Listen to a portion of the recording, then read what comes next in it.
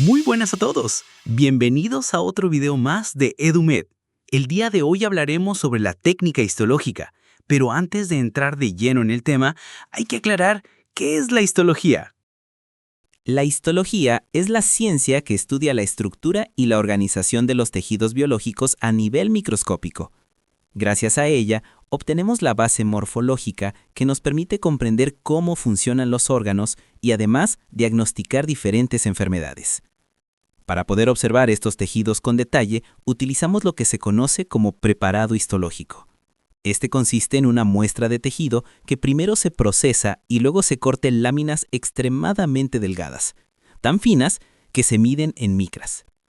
Posteriormente, esa muestra se tiñe y se coloca entre una lámina portaobjetos y una lámina cubreobjetos, de manera que quede lista para su observación al microscopio. En definitiva, es el producto final de la técnica histológica. Pero, ¿por qué realizamos todo este procedimiento? La razón principal es que necesitamos visualizar con nitidez la estructura de los tejidos y de sus células. Al preparar el tejido de esta forma, conseguimos contraste y preservación, lo que nos facilita comprender procesos bioquímicos, fisiológicos y también diagnósticos patológicos. Además, los cortes deben ser muy delgados porque así es posible teñir adecuadamente el tejido y permitir que la luz lo atraviese, lo cual resulta esencial para una buena observación microscópica. La técnica histológica comprende varias etapas que permiten transformar una simple muestra de tejido en un preparado listo para ser estudiado al microscopio. En primer lugar, está la obtención, que consiste en extraer la muestra de tejido, ya sea a través de una biopsia o de una autopsia.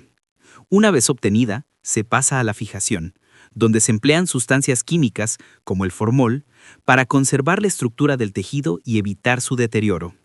Después, seguimos con la inclusión en parafina, un proceso que se realiza en varias fases. Primero, la deshidratación, en la cual se elimina el agua del tejido utilizando alcoholes. Luego, el aclaramiento, que sustituye el alcohol por silol. Posteriormente, la impregnación, donde el silol es reemplazado por parafina líquida. Y finalmente, la formación del bloque, en el que la parafina se solidifica con el tejido en su interior. Una vez que el bloque está listo, pasamos al corte, donde se obtienen láminas muy delgadas, de entre 4 y 8 micras, utilizando un instrumento llamado micrótomo. Posteriormente, esas láminas se someten a la coloración, aplicando colorantes específicos como la hematoxilina y la eosina, que permiten dar contraste y resaltar las estructuras celulares. Finalmente, llegamos al montaje, en el que la muestra se sella con un cubreobjetos, garantizando su preservación y dejándola lista para su observación microscópica. La primera etapa de la técnica histológica es la obtención de la muestra. Para ello, se recurre a un procedimiento diagnóstico llamado biopsia, que consiste en extraer una porción de tejido de un organismo vivo. En algunos casos, también se puede obtener a través de una autopsia, cuando se estudian tejidos de un organismo después de la muerte. La biopsia, por su parte, puede realizarse de dos maneras. Puede ser incisional, cuando se toma solo una parte de un órgano, o excisional, cuando se extirpa el órgano completo. Es importante destacar que esta etapa es fundamental, ya que la calidad de la muestra obtenida definirá la calidad de toda la preparación histológica posterior. Después de obtener la muestra, el siguiente paso es la fijación, una etapa crucial, porque permite preservar la estructura del tejido tal como estaba en vida.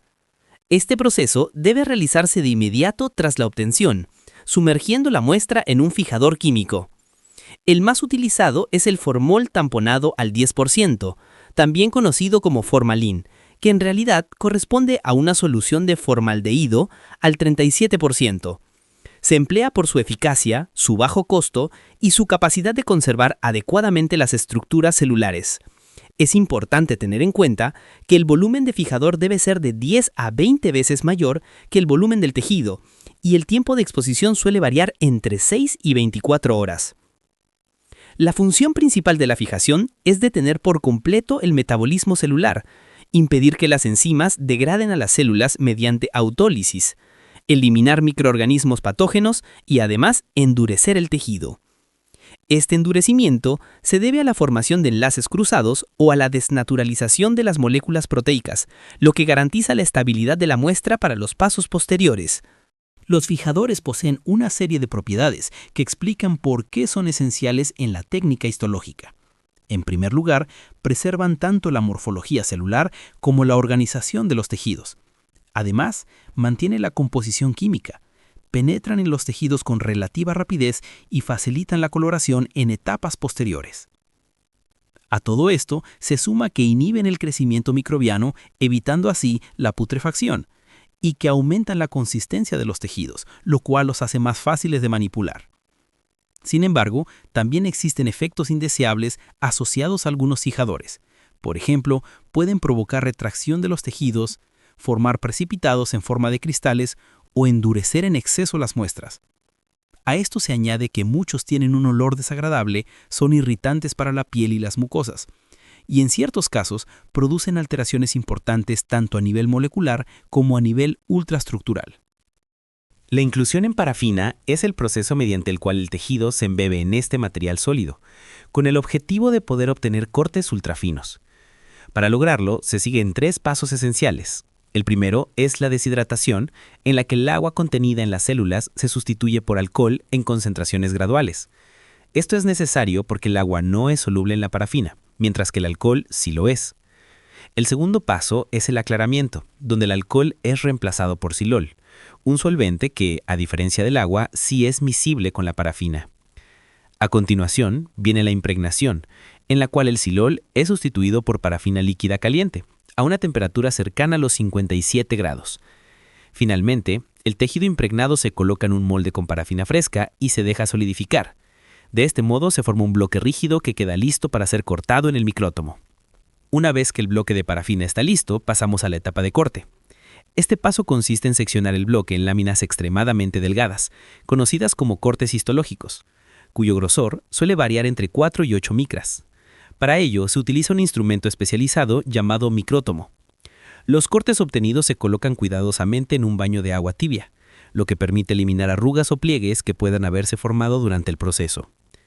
Posteriormente, esas láminas se montan sobre portaobjetos de vidrio, donde quedan firmemente adheridas y preparadas para la siguiente etapa, la tinción o coloración.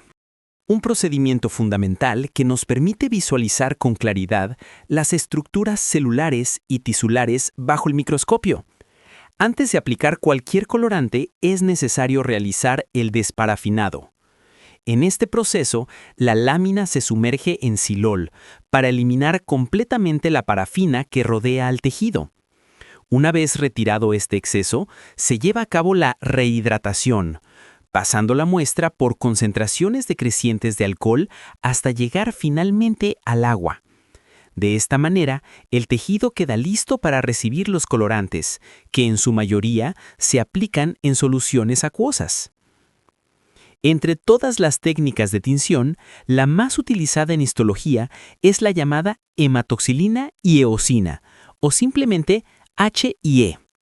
Esta combinación emplea 2 colorantes complementarios que generan un contraste esencial.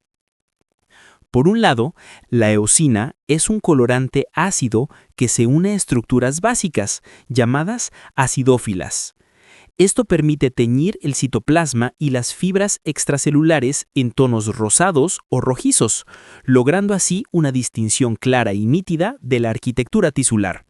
Por otro lado, la hematoxilina es un colorante básico que se une a estructuras ácidas conocidas como basófilas. De esta manera, tiñe el núcleo de las células de un color azul o púrpura, gracias a su elevado contenido en ácidos nucleicos. Además de la clásica tinción con hematoxilina y eosina, existen otras coloraciones especiales diseñadas para resaltar componentes muy concretos de los tejidos.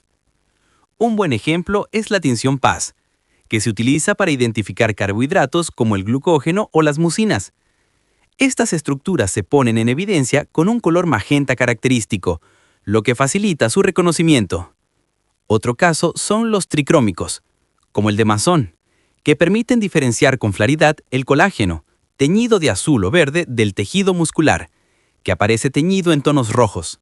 Cuando se busca visualizar lípidos, se emplean colorantes como el sudán, pero en este caso deben usarse cortes por congelación, ya que las grasas se disuelven durante el proceso de inclusión en parafina. Más allá de estas técnicas, existe un procedimiento mucho más avanzado, la inmunohistoquímica. Esta metodología utiliza anticuerpos marcados para detectar proteínas específicas dentro de los tejidos. Su aplicación resulta fundamental en el diagnóstico moderno, especialmente en el campo de la oncología, porque permite identificar marcadores tumorales y orientar terapias dirigidas con un nivel de precisión muy alto. Finalmente, llegamos a la última etapa de la técnica histológica, el montaje. Esta fase tiene como objetivo proteger el tejido teñido para que pueda observarse al microscopio y al mismo tiempo garantizar su conservación a largo plazo. Tras la coloración, la muestra se deshidrata nuevamente utilizando alcoholes en concentraciones crecientes y luego se aclara con silol, con el fin de eliminar cualquier rastro de agua que pudiera interferir en la preparación. A continuación, se coloca una gota de un medio de montaje transparente como el bálsamo de Canadá o algunas resinas sintéticas. Este medio cumple una doble función. Por un lado, actúa como adhesivo y por otro, como un sellante ópticamente claro que mejora la visualización. De inmediato, se coloca sobre la preparación una lámina cubreobjetos, la cual se presiona suavemente para evitar la formación de burbujas y asegurar que el medio de montaje se distribuya de manera uniforme.